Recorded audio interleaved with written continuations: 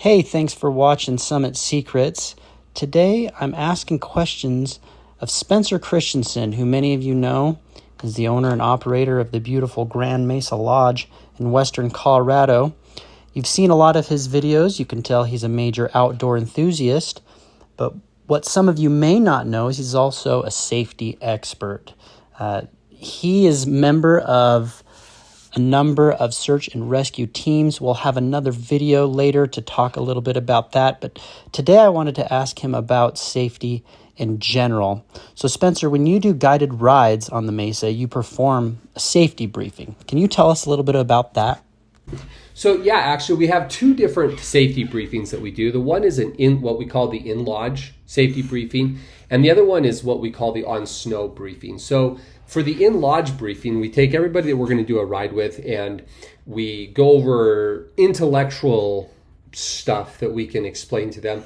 We're not on the snow, so we're not looking at the snowmobile, and so we can't go. It's more difficult to go over like this is the throttle and this is the brake. We'll do that later. In the lodge, we go over things like how far you should follow away from someone. We go over things like gear. We go over hand signals. So for example, we have a hand signal for rock, shut off the sled, I'm okay, follow directly behind me, go slow, be cautious.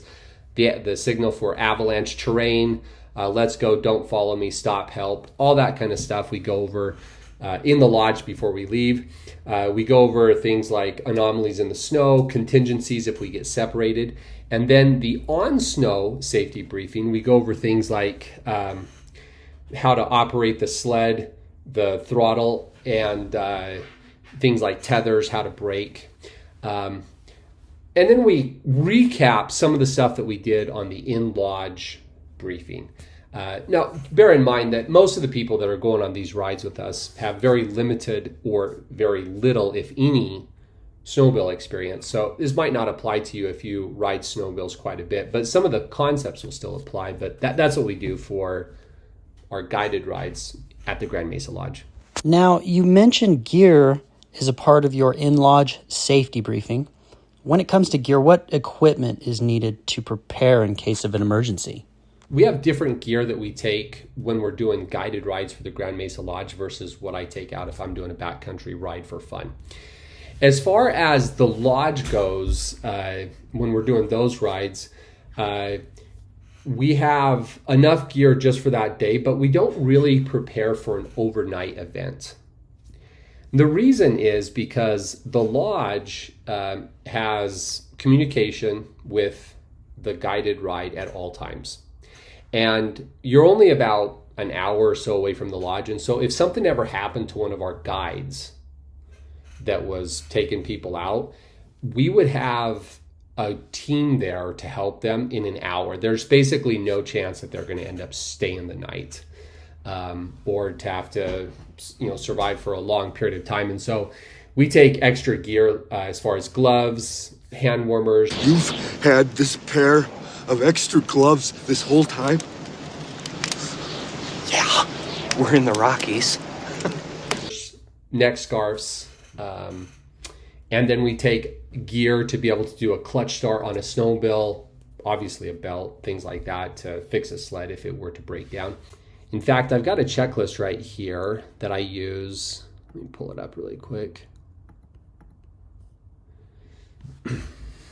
So this right here is kind of an itinerary for everything that I have in my snowmobile. So I have a duffel bag, or if I'm at the lodge, I just hang it on the wall. But it's all the stuff that I wear. So my snowsuit, boots, wool socks, my fleece coat, helmet, goggles, scarf, gloves, all of that stuff is what I put on. So that stuff in my duffel bag, once I take it out and put it on, I'm fully geared up. I'm good to go ride. Then I have a tunnel bag, and that has food, which is a thermos, which has I ride with a warm beverage of some kind. It varies from time. It's just kind of however I'm feeling. But I have a warm beverage, and then I have lunch. Then I have a saw, paracord, and my toolkit. So I have extra plugs. I have all the tools that I need to fix something. So a little ratchet set, it has a hex, Phillips, a flat screwdriver, all that stuff in there so I can fix the sled if I break a tether, which has actually happened before. There's one time I was going up, doing a re-entry, didn't land it just right, when I rolled, the snowmobile rolled over me, and my tether, somehow it got caught on me and on the snowmobile, and it ripped. And when all the dust settled, or all the snow settled, I got up, and the tether wasn't on me, and the key wasn't on my snowmobile. And I searched about 20 feet from where the snowmobile rolled, and then finally came to a stop.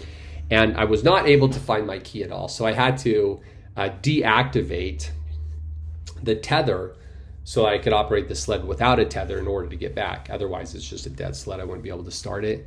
So in my tunnel bag, I have my toolkit, and then I personally ride with extra gloves, two pairs of extra gloves, an extra sweater, and a scarf or a neck gaiter. So that's what I ride with.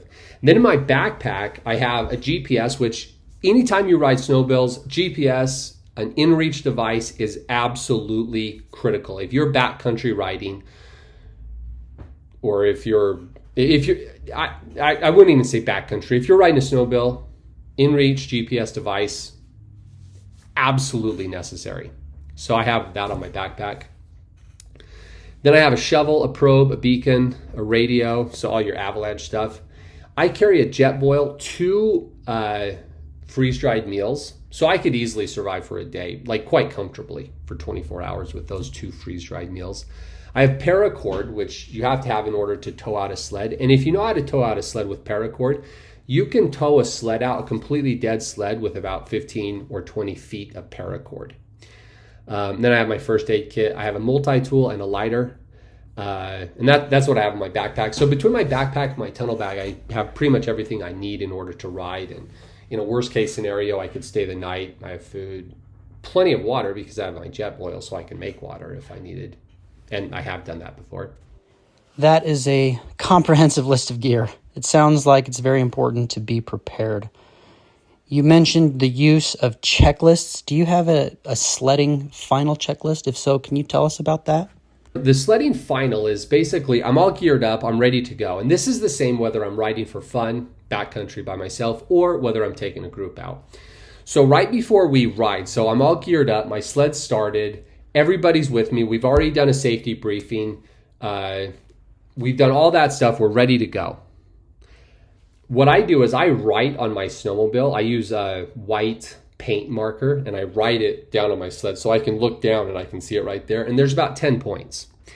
And it's basically, I just look down and I just hit this checklist. So the first thing is in-reach tracking. So to make sure that my in-reach device, or whatever GPS device that I'm using, is tracking, which means that I'm capturing a track, and in an in-reach device situation, it's actually transmitting my location to whoever I'm sharing it with. Something happened to me, even if I couldn't call out, they'd be able to see where I was. The second point is the safety briefings have been completed. So when I ride with people, I typically do a safety briefing, like, hey, this is, we go over like hand signals where we're going to ride. We go over avalanche conditions and things like that. The beacons are your transceivers, that they're tested and on. Cycle meter is on. Cycle meter is an app that I use on my phone that tracks where I've been. It's very, very useful. If you're running that and you're riding and you get lost or disoriented, if you open up your track, you can see not only where you are, but where you've been. And that really, really helps you to be able to navigate your way out. It's extremely valuable in the case where you get disoriented. So make sure that's tracking. That only works though if you turn it on. Otherwise, you can see where you are, but you can't see where you've been. So that's what that app does. Thermos and food packed, fuel and oil, full and tight. The reason I have this is because multiple times when I've ridden, I forgot to put either the oil or the fuel cap back on. And always turned out to be, obviously turns out to be a problem. With me, it's also, I think I'm more likely to forget that because when I ride at the lodge, even if I'm riding for fun, there's just a lot of distractions. So it's one of the problems with owning the lodge is that I'll go to ride and ride it before I'm ride. Like I've got employees coming up, they're like, hey, we got this question, we've got this question. And so I'm constantly being distracted. And so because of that, there's been multiple times, like I'm in the middle of fueling up a sled, my sled, and then I get distracted. Somebody calls me on the radio, there's some emergency I have to go deal with. And then I come back and since I stopped in the middle of things, it's easy to forget certain things like putting your fuel or your oil cap back on.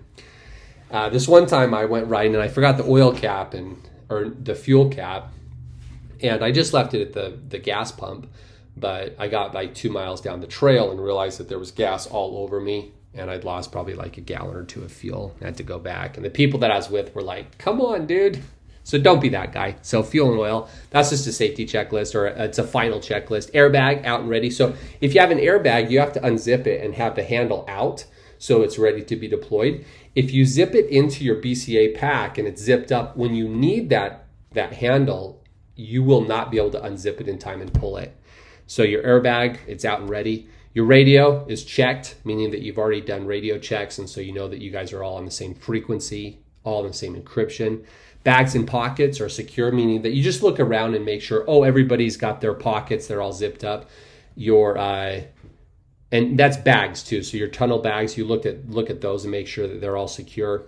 I can't tell you how many times I've ridden with either me or somebody else, their tunnel bag wasn't secure. Like they're at the trailhead and they're moving stuff and they leave it unzipped, or they didn't lock it down, and then you get 800 yards down the trail and one of those bags pop off, or all the stuff comes out of the bag. Your truck and trailer is locked and secure. And then my last checklist is a prayer.